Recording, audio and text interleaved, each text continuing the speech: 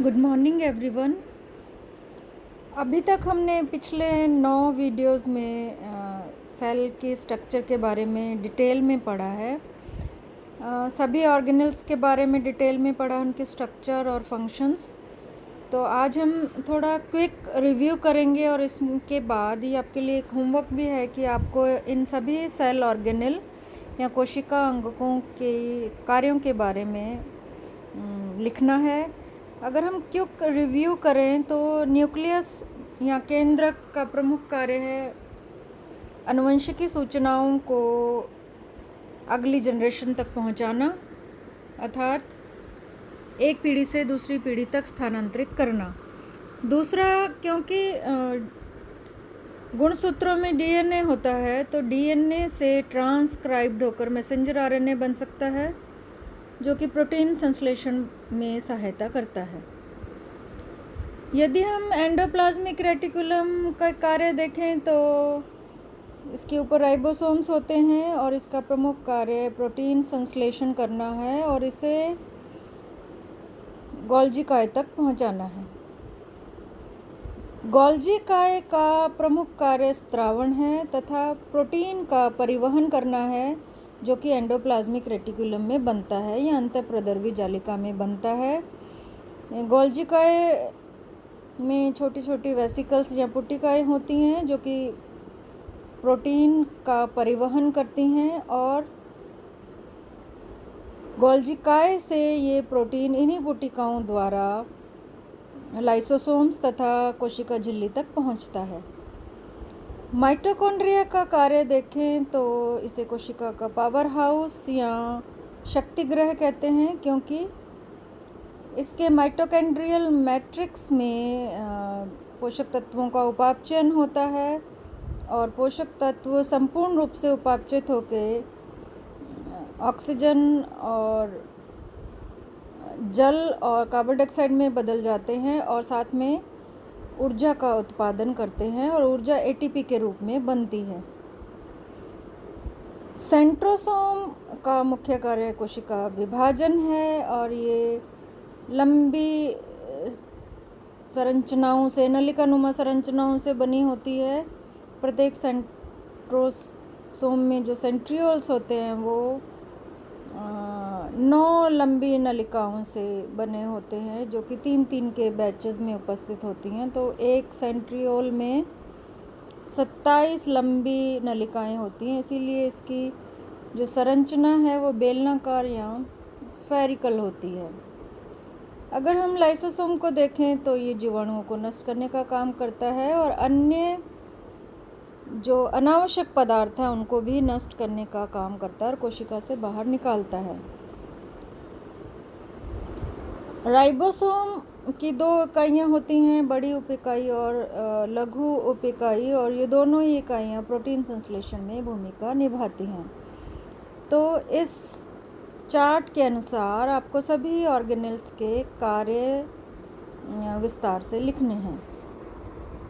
अगर हम समरी करें पूरी कोशिका की तो ये एक क्विज है, cell organelle short answer quiz है, जो कि आपको आंसर लिखने हैं। बहुत इजी आंसर हैं और कोशिका के बारे में हमने इतना डिटेल में पढ़ लिया है कि आप लगभग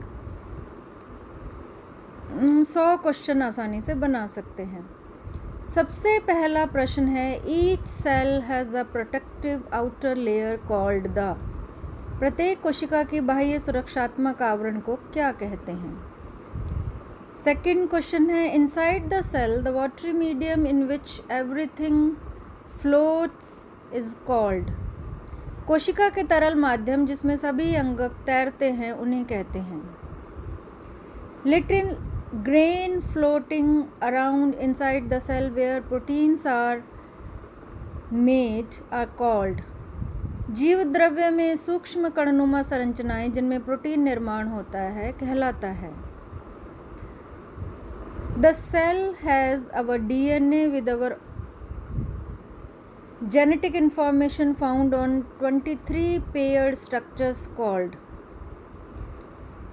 कोशिका में जो 23 जोड़े पाए जाते हैं जिसमें डीएनए होता है और आनुवंशिक सूचनाओं उसमें उपस्थित होती हैं वो संरचना कहलाती है? फिफ्थ क्वेश्चन है, it is surrounded by a protective layer is called. ये संरचना के आगे एरो लगा हुआ है, आप समझ गए होंगे ये संरचना किसकी है, और ये एक झिल्ली से ढकी होती है, उसे क्या कहते हैं?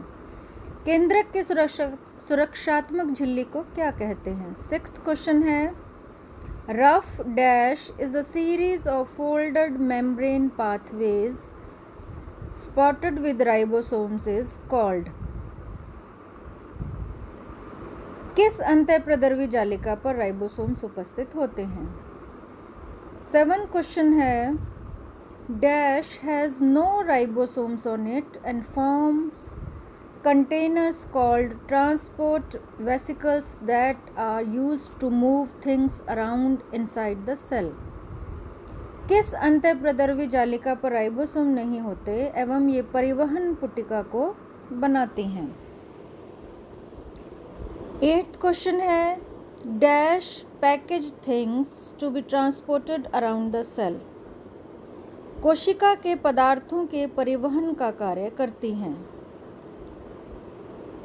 नेक्स्ट क्वेश्चन है, dash are vesicles with digestive enzymes to break down the things the cell doesn't need.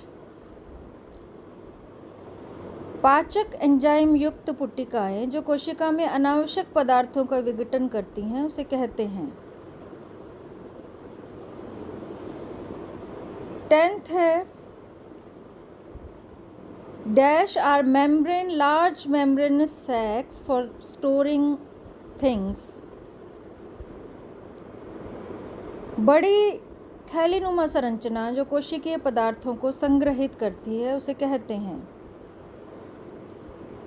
11th है, dash have a double membrane with finger lying structures and break down sugars to make energy for the cell।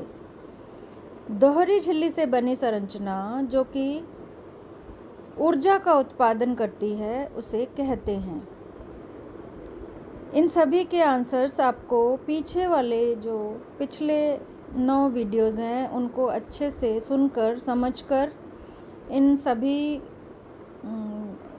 आसान से प्रश्नों का उत्तर आपको स्वयं लिखना है। इसका इंग्लिश वर्जन भी